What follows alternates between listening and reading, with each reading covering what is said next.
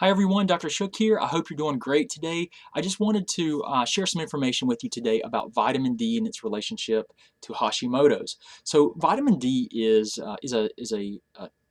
the issue of vitamin D and the topic it's come up a lot in the media, and I think that what I'm finding is that a lot more people are aware of the importance of vitamin D, but there's still a lot of confusion.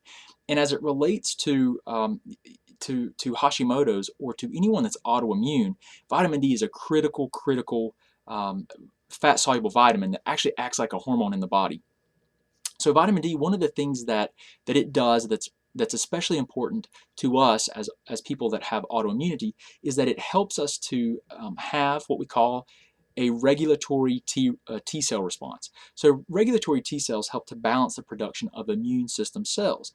And if you're autoimmune, your immune system is not well regulated. So the vitamin D helps to establish better immunoregulation. That's really important if you have an autoimmune condition where your immune system is attacking and destroying your tissues of your body. Okay, so when we look at blood serum levels, the blood serum range is 30 to 100 nanograms per milliliter, I believe, is the measurement.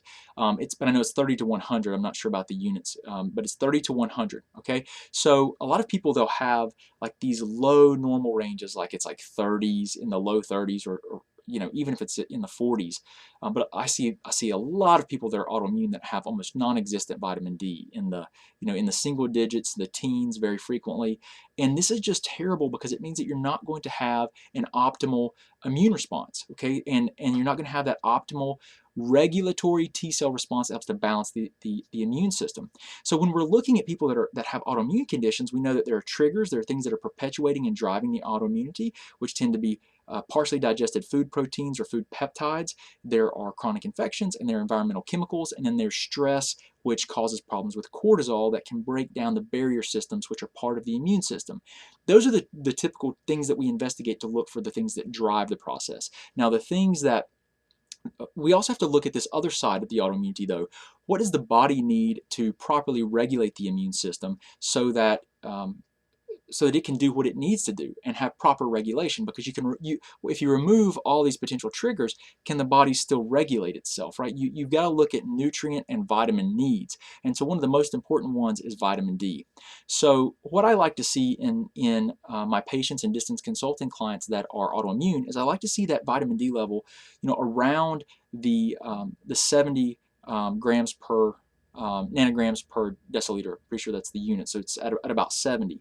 But 30 to 100 is the typical lab range, and being at 30, it's just way too low. It's way too low. I think the Vitamin D Council, they recommend it to be between 50 to 80.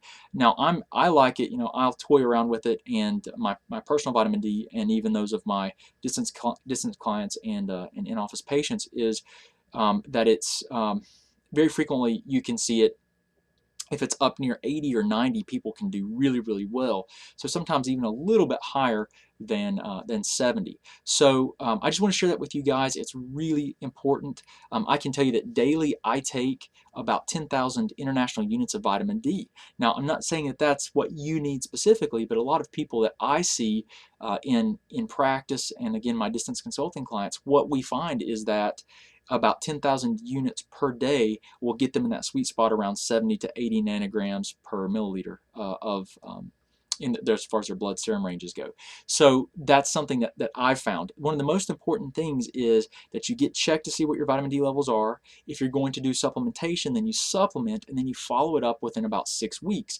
That second test helps you to better understand if your supplementation protocol is appropriate for you. Are you reaching the therapeutic dose that you need, or is it too much?